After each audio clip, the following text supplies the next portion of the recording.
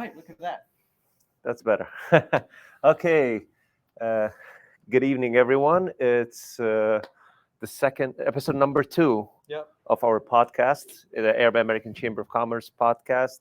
And let me start by saying happy 4th of July, happy Independence Day, America. We're glad America happened, right, Raja? Right, absolutely. We have today Raja Mourey. He is an insurance professional and a book author, and of course, he's a business and a life coach. Elias with us too today, the same weekly setup, me, Elias, and a third person that will tell us about their journey in business and how did they come to America, how did they come, how they become who they became, right, Elias? Yeah, absolutely. I'm really excited about this episode because Raja, you're the man that made the Arab American Chamber of Commerce here in Las Vegas happen Thank all you. those years ago, and so we're excited to be able to build on the shoulders of giants and learn from folks like you. Thank you. So Raja, let's start with you coming to America. When did this happen? How did it happen? Let's start from the beginnings. I believe coming to America, that was the main stride for me that elevated my life to the highest. My family, my brother and sister came in the 70s, in the mid 70s, and I came in 81. 81? You don't look that old, man. Yeah, Good job. I finished my undergraduate school, 4-year college, and I came in right here for higher education. So I came in to be with the family, and like I said, it was a major attraction for me that give me the opportunity to finish my higher education, to get my graduate school master's in business administration with emphasis on entrepreneurship, and also start a family. And eventually in 87, I moved to Las Vegas. So I've been here 37 years. Before And, Las Vegas, Las Vegas, before yeah. Las Vegas. Before I was in Los Angeles for 6 years. Okay. In LA, it's my second home. Las Vegas is because I go there. I have a family there, Hmm. siblings, and my daughter. So I go there every couple months, because especially in the summer, Yeah, I I mean, go like a couple times a you want month. to run away from the heat. Maybe a That's couple times a month. So Las Vegas is home, and I know a lot of people. We know everybody, and I believe it's not who you know; it's who knows you. Yeah. And That's a that good- was yeah. one of the main reasons we thought of the Arab American Chamber of Commerce. Nice. So, getting that MBA, probably was such an exciting adventure. And you did that in LA? And in Pacific University in 1985. How much has entrepreneurship changed since then, or has it not changed? Oh my goodness, yes. Back then, when we didn't have cell phones, Mm. and there was no computers, let alone laptops. We didn't have anything. So we used to use the manual, like we use the manual books. Hmm. I became a stockbroker in 1988, and they certified. I had my securities license and everything, and they brought the yellow pages. They threw it on my book, and they said, "This is your lead list." You Oh, call wow. people all over the country. Oh, wow. And that's how we made it. So we called people all over Ohio, New York, Chicago, all over. We're spoiled now, right? Right. Yeah. We got LinkedIn. We got live streaming. So in 1988, I don't think Elias was born then. No. So, and then I went into the insurance business in 1990. Okay. Yeah, and then back then, like I said, in 1991, we got the first block cell phone. Okay, yeah. I bought my first. I remember those. Yeah, so everything changes. So you have to be an agent of change. Right. One thing I say, I mean, to your question, Elias, like when I joined the Prudential Financial in 1990, I had the privilege to speak to this associate, and he says, "Hey, Raja, welcome. My name's so and so. I've been here I have 16 years experience." And the next guy, he said, "Raja, don't believe him." I said, "What? He's lying?" He said, "No, he's been here 1 year times 16." So that got stuck in my mind. I don't want to be the same person year in and year out. I want to always change. Oh wow, And 16 years experience, but no real new experience. yeah. So that's why I've been in the business for, I have 33 years experience, not 1 times 33 Right, or right. I see. 35 Yeah. or whatever, that got stuck in my mind. So because as a human beings, we under no obligation to be the same person we were 5 minutes ago. Like when I walked in the room 5 minutes ago, I should always keep evolving, because if you don't change, everything around you change and you'll be stuck. Hmm. It's an ugly feeling to feel that you're stuck. That's very true. Very, very, very good point he's making here. I'm glad we have you today. That's Thank you. Okay, so let's talk about the chamber, Arab American Chamber of Commerce. Raja, you started this chamber In 2018? September, Sorry, 11? 2011. 11. September Okay. 2011. I had experience prior to that about 15 years with the Asian Chamber of Commerce. Mhm. I was Which you are president of the Asian. right we now. we got Yeah, to mention he is also the president of the Yeah. Asian. right now I'm the president of the Asian Chamber. I'm Chamber of also Commerce. the co-chairman of the Arab American Chamber of Commerce. Maui is the president and Elias secretary. Mhm. And so in 2011, it was my brainchild. But you cannot do anything or everything by yourself. You have to have a team. So I thought of the idea. I called Dr. Bassam Al-Awir and my friend at the time and my client. And I ran the idea by him. He said, let's meet. So we met at Olive Mediterranean on Mhm. Sunset Oh, with yeah. a few other, maybe three other people. And the people said, why you want to start an Arab American Chamber of Commerce? And I said, why not? That's yeah. I said, why not? because I always frequently visited the Latin Chamber of Commerce Right. and the Urban Chamber of Commerce and the Asian Chamber. Have said, why not? If they can do it, we can, because we live in a country, or we live in a hemisphere where one man or one organization do something, another can, because the playing fields is all leveled. We all have the same opportunity. Yeah. We're not in overseas in an area where you are limited by the class you were born in. Yeah. So True, very you're true. free spirit and you can do whatever you want.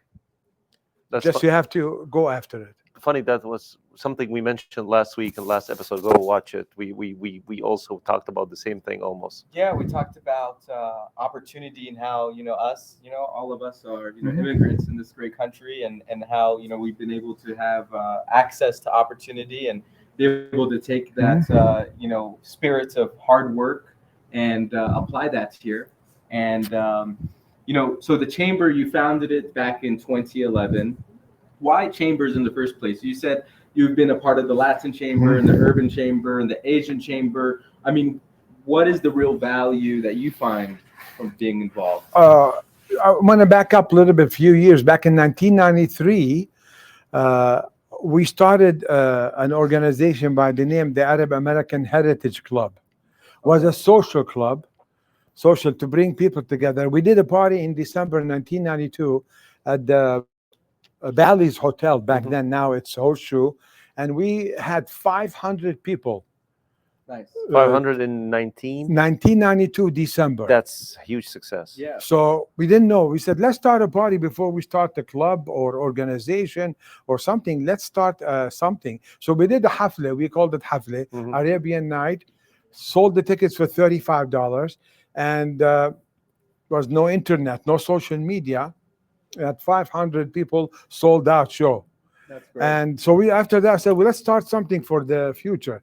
And the mistake I did is in 1993, in 1999, I stepped down from being president and I left the organization instead of staying on the board. Right. So that's the mistake I did, is you never leave an organization. Like you start something, you always be on the board. You don't have to be the president like I'm not now. And before Maui, we had another gentleman for 4 years, but you always have to be involved, like a consultant, chairman, a past president, something. So that one did not work out, especially when we had September 11 Yeah. with the name Arab in the name. So we had to evolve, and Again, I said, why not? If everyone else can do it, why not bring the Arab professionals, business people, entrepreneurs together so they can mix and they can do business together because we are much better together. Absolutely. And so, these relationships that you formed with the Arab Chamber. I mean, talking about your co-chair and some of the other members who've been involved. I mean, these are lifelong relationships, and I think that's one of the beautiful things about building business genuinely, building community genuinely, not focusing on the transaction, but focusing more so on the abundance of support that we can lend to one another. And I really find that really admirable in you, Raja, because I see it as a red flag in the other folks that I know who say, "Oh, I have 30 years experience," but they have not one friend that they can call. Right. And it's like, well, something is not right here. Yeah. But Something doesn't add up. Yeah. Yeah. So you mentioned that you are either president of other chambers, member, you've been through a lot. What's something like you think the Arab Chamber lacks to become like the other? Or what's challenges? I mean, I've been president for the past almost 3 years now, but you've been there from the beginning. What challenges you had to go through that now you think, if with all the experience you have a solution for if you had to go through again? I love the question, and I don't like about lacking. We don't lack anything, but keep in mind, the Latin Chamber of Commerce started 1965. Mm-hmm. The Asian Chamber of Commerce 1986. We started 2011. We have 2 years down with COVID. Right. Right. I remember So those. I don't like to call it lacking, but we are building the foundation. And right now we are a high time for us to start. You mentioned in the episode I watched, first you start crawling and you walking and you run, which is true story. So right now it's time for us to fly. Mhm. And the way you do it, the way you achieve success is by adapting certain measures of processes and systems. So, for example, let's take the Asian Chamber. They have a monthly luncheon from January to October. So people know that every fourth Thursday there's a luncheon. Same thing for the Land Chamber. They have it on the third Friday. Mhm. So what we can do as an opportunity to grow, we can start having a meeting maybe bi-monthly, an activity. Could be a podcast, it could be a business mixer, a grand opening, a luncheon, dinner, make something. But you have to have, because like they say, the early bird eats the worm, or the squeaky wheel makes the noise. Right. We have to start squeaking Mhm. more. Yeah. We need to start squeaking more, Yeah. so we can fly, so people can hear us. Because it's like I said, it's not about who knows you. It's not about who you know, who knows Who you. knows you? Yeah. So who can hear that noise? You're making noise. So we have to make more noise. Like this is beautiful right here. Mhm. Also, like for the board, we have about 10 people on the board. We should have a monthly meeting for the board, whether it's virtual or in person. So things like that, so we can measure. Because the question that I heard so many times over the last decade about our chamber, the Arab American, from people, maybe same people, they say, "What is the value?" Right. So That's a good question. it's a actually. good question, but you have to understand what a chamber of commerce is.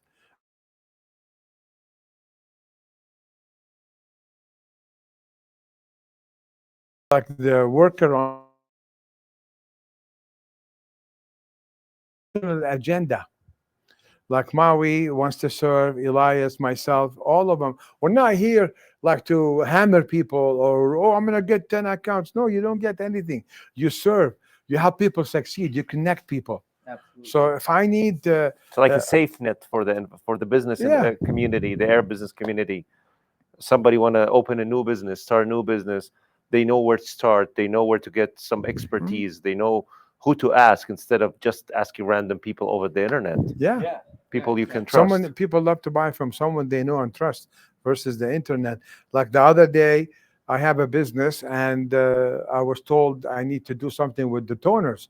So I called Maui from ICU Computer, Mhm. and he gave me a price. He even beat Amazon, and he beat all the other companies out there. That's great. And then my office partner also. So that's one of the advantages, small advantages of creating a community.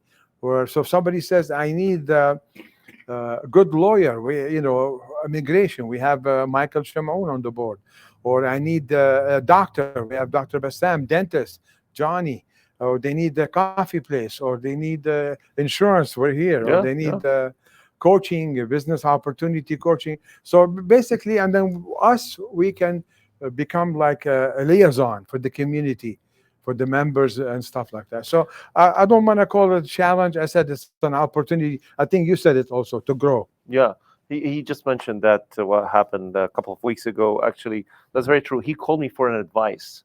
He wasn't calling to like this is how it works. As you said, you know people, you call people, like people will know you. Well, it doesn't mean that you're here to sell them. But Right. now they know you, they call you, they ask you, and then if there's opportunity to for a business to happen, it will happen because they trust you now. So he called me for advice. I gave him the advice. He trusted me, and he trusted me already. And he's like, okay, let's do this. And we went through, and it was the right call. I really like that because, and that's another big benefit of the community through the chamber is you can ask people for help. Because if you walk into a random place of business, and you just ask somebody for help, there's a maybe 50-50 chance you're going to get the help because the other person might just be like, well, what's in it for me? But almost like a condition to being involved in something like the chamber, or at least a big part of the culture, is that everybody's willing to share their expertise openly, Right. be abundant with their knowledge. And then in return, I think we get to be abundant in our business when we get to be abundant in our knowledge. Right. And speaking of that, I mean, Raja, you've been abundant with yours, with your new book, your Spur. Let me grab this, if that's okay. Yeah, sure. 13 Hills to Climb Towards Living Your God-Given Purpose. Could you tell us a little bit about the book and, what inspired you to write this and maybe some of the key lessons that have come from this? The idea of the book came to me when I had my spiritual awakening back in the crisis, the 2008, 2009. Okay. I started with a new company 2002, and like we're flying until 08 came, and flying in the business like we're unbelievable, booming. We can't even keep up with the volume with the American Family Insurance. And then 08 came, 09, 10, looked, I lost half of my clientele. I mean, I've been in Vegas, and we thought, prior to that, we thought Vegas was isolated from any crash out there, but we were hit the most. Right. We were in the epicenter of foreclosures. So we insure properties, and so we lost a lot of. So basically, I started reading for me too, because I wanted to make sure that I stay focused on what's important. I don't care about what's happening. I care about my family because I have a big job to do. I'm a father. I'm a husband. I'm responsible for my family. So I started reading. I went to my book, the Bible. I read the Bible. I read books. And prior to that, from 1994 until 2010, I've been studying the mental science, the power of your subconscious mind. So I started in 1994. I read a book by the title Think and Grow Rich in 1994, and I've been giving it to all my kids, my family to read. Napoleon Hill sold about 120 million copies so far. And then I read also Chicken Soup for the Soul. All that series sold about 500 million copies. Right. So I started writing for me, and I started liking what I'm writing, and I'm reading to my family. And then 2014, I decided to go to our local college of Southern Nevada, and I took 2 years from 2014 to 2016 courses for creative writing, because as you know, I was born somewhere else, and English is my second language. And 2016, I sat down and I started writing, and I hired an author's coach. Okay. To start, because I'm not an author, but I want to be an author. And I wrote the book to make a difference in people's lives. It's not about my life, because people don't know me from Adam. It's about all the great masters, the great minds that I've read over the years, from like Napoleon Hill, from Andrew Carnegie, Right. Jack Canfield, E. Clement Stone, all these books. So I'm into, I'm a positive mental attitude practitioner. I developed an allergy to negative people. Yeah. Or negative, Yeah. seriously. So if somebody's negative around me, I change areas, I change seats because it's affecting me. Like I don't want to watch anything that, because the human mind is so sensitive, so Oh precious. yeah. Oh yeah. Like if I Absolutely. see a show that has the wrong name, Mm. like a Broken Bones or Right. stuff like that, I don't want to watch it. Or The Yeah. Traitor. Right. Yeah. I Right. don't watch that because you're gonna go to sleep and then that's gonna affect you. Yeah. Because I believe the subconscious mind is like sponge. Mhm. Whatever you spill on the water or pure gold. So you have to be careful what comes inside here, because what comes stays. Can I share an experience with Yeah, that? yeah. That really made me change Mhm. the music, the type of music I listen to, and maybe you could give us a positive Mhm. experience because mine's a little bit more negative. So I was at the gym, and I was listening to some music, and like I normally do. I'm running, and one of my employees messages me. It's like 9 o'clock at night, Right. and she's like, telling me that she has a situation and she needs an advance. Mhm. And the song that I'm listening to was by Toby Nigwe, who's a great artist, Mm. but his song has been broke my whole life. Oh wow. And the whole chorus is, I've been broke my whole life. Please repeats that over and over again. Mm. So while he's repeating that, my assistant texted me Yeah. saying she needs an advance because she needs to pay her bills. Yeah. And I was like, whoa. So I made a whole new playlist. It's called the Community Manifesting Playlist. And it's all a bunch of positive, Yeah. abundant music that I try to stay to listen to. And that's been a lot more positive for me because it's just given me mantras to think about every single day. Absolutely, yeah. Yeah. That's a very good point. But let's go back a little bit. You mentioned 9/11, right? Something we cannot get away with from. But my question is, we are now going into election season, and you've been here for many election seasons and election cycles. How challenging for a business owner, entrepreneur from our background is the election season? Like, how do you deal with this? I've been fortunate all my life that I haven't experienced any negative situation based on my name or the way I look.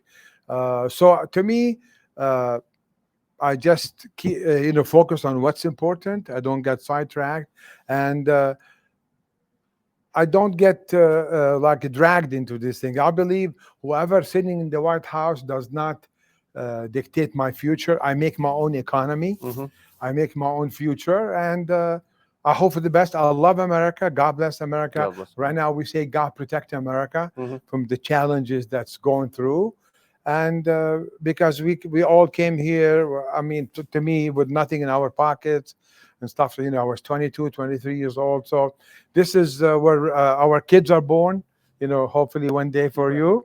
Me and Maui, we have Yeah. kids, and so this is where we love America, and because also Maui, we were born somewhere else. We have a special appreciation for the opportunity that lies ahead of us. That you just work hard, you work smart, and no one owes you anything. Like when I came in here, I mean, I'm going from business owner to in 81, 82, when I graduated in 85, I knew no one owes me anything, and I'm not gonna mess up, not even Right. once, because I burned my chips, and I'm not gonna look back there. Like the ocean is behind me, or the ocean, and then I have nowhere to go. I have to make it. I can't afford to. You don't have plan B. This is Yeah, that's your it. only I plan. have to make it, and I have to succeed. Right. Because failure is not an option. I might fail today, I might fail tomorrow, I might fail this month, but I'm gonna always succeed. I keep trying.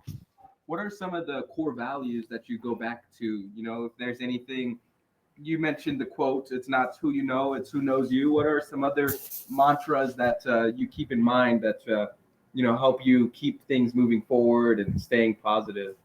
I mean, a good question. For me, my 60s, I say, I'm blessed. God never forsaken me. or my family. Amen. So why would I worry? I don't worry. We're allowed to worry for about 5 seconds, or be afraid, for 5 seconds. Then because no matter how bad it gets or how ugly it's out there, we're gonna make it and we're gonna succeed. So we don't lean on our own understanding. We lean on God's understanding that He created us for a reason, for a purpose. That's why I wrote the book, Your Spur. What is your reason? What is your motive? What is your go to action? Maybe Maui, you could say my daughter, my wife. For you, you might say my family. Yeah. Or, I want to help others. That's why I'm here every day. Yeah.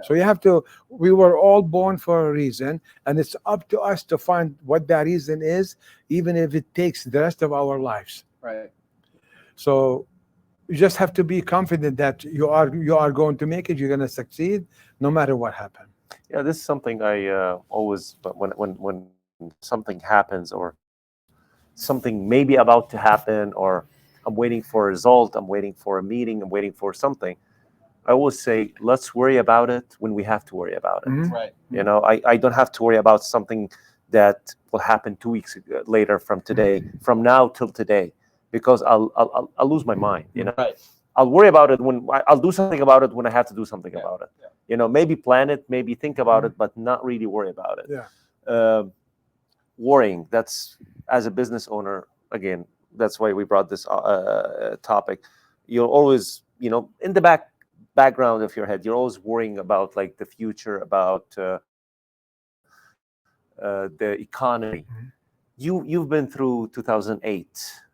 What's something you learned from that? What's something you would do, like if there's a crash, if there's a crash in the next few months, what's something you would do now to prepare for that crash? I Not mean, to impact you. yeah, that, I've been in 2008, 2009, and also been through COVID. I survived COVID. right. Yeah. We were out of, we were worked remotely for over a year. Mhm. And especially I got hit with COVID, and it was ugly.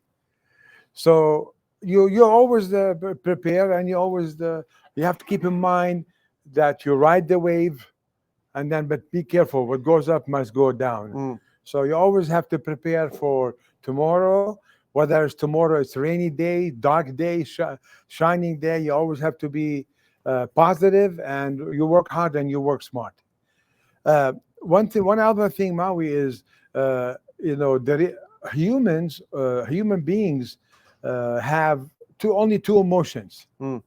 They have love and fear, and I wrote this about in my book, Elias, about human emotions. Humans only have two emotions: love and fear.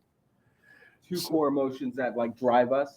That's it. Two emotions. That's all. Like there's scientists know where love lies and where fear lies, and That's what politicians use all the time. Yeah. Either love or fear. Oh, so there's no such a thing as hate. Mm. The opposite of love is fear. It's not hate. Oh, So nice. so either we love or we fear. So why should we fear? Or because if you go to a meeting, like think about this, I'm putting my life coach hat on. If you go to a meeting and then people knows you or don't know you, or they meet you and they're not nice, not because they hate you. People, they cannot hate, but people fear you. Because they don't know you. They don't fear know Fear you. the unknown. Yeah. Or they could fear maybe Elias is going to be more successful. Maui is going to be more successful than me. So And that creates that hate feeling. So I know nobody hates me. They just And fear you. I love people because I wrote in the book is about your God-given purpose. The subtitle of the book is Your Spur, God-given purpose. So when you discover your God-given purpose, which is in my case, it's I'm a messenger of God's love. Mhm. And so I love people. Because you're much younger than me, but I've been doing this 30-some years. So the average people who are dealing with sales, because everybody's doing sales, is they expire after 3 to 5 years. Correct. Yes. So I asked myself in the book why I haven't expired, and I believe the answer is because I discovered my God-given purpose, which is I'm a messenger of God's love. I love people. I mean, so anybody after 30 years I meet, new people, I just love people. Yeah. Because by giving love, I get love back. Yeah. So maybe you've heard I'm an inverse paranoid. Oh, Inverse no, paranoid. pronoia. Yeah. Pronoia. Yeah, is what I've pronoia, heard, or the you can say opposite. inverse Right, paranoia. right, yeah, Like, yeah. I believe the whole community is conspiring to help me That's amazing. achieve my goals, That's very good. That's a very good way to think about it instead of thinking the other way Yeah. and because it's contagious. being negative all the time. Yeah. Being afraid from people. Right. Why don't you seek their help? Yeah. Why don't you learn from them? It's a great example, and I think we see it all over the place. Like the Bible is one of the places it talks a lot about love, the love of God, the fear of God, and how people act differently under those influences. And basic example is like if you go out on the streets right now and you go see somebody, and if you look at them with fear in your eyes and you can't smile at them or say hello, you create fear in them and you create the negative conflicts, but if you go around and you just share love and happiness and joy, you receive that. So I really appreciate you putting that into words, Roger, because I think we could all use a lot more love in the world with everything that's going on. This one, what you guys doing right here, it's a labor of love. I mean, Elias mentioned about money, and then he at the gym listening to music. So like he decided to change his relationship with money, because a lot of us growing up young, we somehow society plants the idea that, hey, money is evil, and those rich people, they have to be evil. But growing up, you said no. You work hard. There's so much money out there. Actually, money and love are the only two things are meant to be circulated. The more money you give, the more money you get back. The more love you give, the more love you get back. That's true. They're not meant to be stored. It's a circle. It's a circle. Circle of life. Yeah. If you stop it, it will stop. Yeah. Like if that's why, like, I talk about it always, all the time when it comes up, and there's like you give or you pay a tip or you give more. The idea is if you don't give the money, sometimes like people will like it's a circle. If you don't give, it will not come to you. Yeah. It's the economy. It's being abundant. Yeah. That's why I definitely tip regardless of the service or anything else. But and it's so interesting because tipping is so controversial in America. No, it became. I mean, it's kind of like getting out of hand. Right. But it's still a good thing, because especially when you do it with appreciation, because sometimes really some people, I get tipped sometimes for my work. I give it to my employees, but like sometimes a person will just come like, you know what, I love what you did. This is extra $50. Yeah. This is extra $100. This is like, and sometimes the whole thing is not that much. Right. But they're like so happy. If I would say no, because Raja knows we came from a background, we have a very like a lot of pride. So if somebody comes like, hey, here's extra money, my natural self will say, no, thank you, I don't need it. But then I learned that if I said no, I'm cutting the cycle. Right.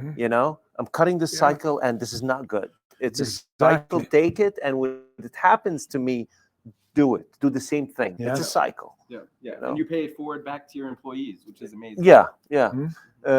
Talking about the book and the coaching, what made you start the coaching career, the life coach and the business coach? What happened? Is it somebody? Is it someone? Actually, like I said, the 2016, I hired an author coach, and I started writing the book and putting the book together. I only published it 2024 May. Right. About a year ago. But 2023, you mean? 2023 May, sorry, yeah. And then I wanted to do something to elevate my life. I thought maybe go and get my PhD or getting something else. But I looked into PhD with theology online. I could not find any online PhD theology. So I said maybe it wasn't for me. Then I went and I saw the Maxwell leadership. John Maxwell, he wrote over 120 books, and he's the highest paid speaker in the country. Right. It's like $30,000 an hour. Oh wow! So he comes to a convention. He speaks for 3 hours. He gets paid anyway. I'm just off the top of my head, $70,000 to $100,000 for 3 hours gig.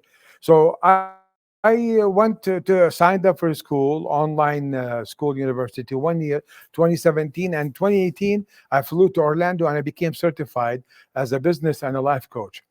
And I studied all his books, and I teach classes from that he teaches. And I've been coaching a few. I coach like some young kids, like kids actually like 20, 19, stuff like that, 19, 20. And I had a testimony the other day from one of the parents. I shared it on social media, that he was so happy with because it takes a village to raise a child. Right. And then I have children. I have teenagers. They're in the 20s now, 30s. And so when you have, it's okay to hire a coach to coach your kids, or also to do your business, a small business. You need coaching. So the reason I became certified is to be able to have the tools to be able to help business owners and mom and pop and children, teenagers, or adults in their 20s, to help them reach their potential. By living, because I believe everything we do in life, it's about living the laws of the universe. Like the law of aviation. Right. 1905, 1908, the Wright brothers discovered it, but it existed since year zero. Right, that's true. Yeah. So I didn't- study, exactly. So I'm studying the laws of the universe. Yeah. So I believe, like, when you have a goal for your business and then you write it down and you achieve it, you're applying two laws, like the law of vibration and the law of attraction. So you have to know the laws of the universe. So I teach the laws. I teach, like, one of the courses I teach is the invaluable 15 laws of a growth, how to live them and reach your potential. It's, of course, a book written by John Maxwell. Okay. Yeah, I mean, I would love to learn more about the different laws in terms of how to better manifest and to better, bring things into fruition. I think, for me personally, this year, I've seen the most of my ideas being manifested into reality, but it's almost like I'm freestyling it. I still feel like I'm freestyling the situation. When I'd definitely like it. What would you share with me, Raja, in terms of being more intentional about achieving some of those manifestations? For example, what you're doing here, Elias, and the reason Maui, I became a coach, and what you do in your end, like you're the president of the Arab American Chamber, it's a labor of love.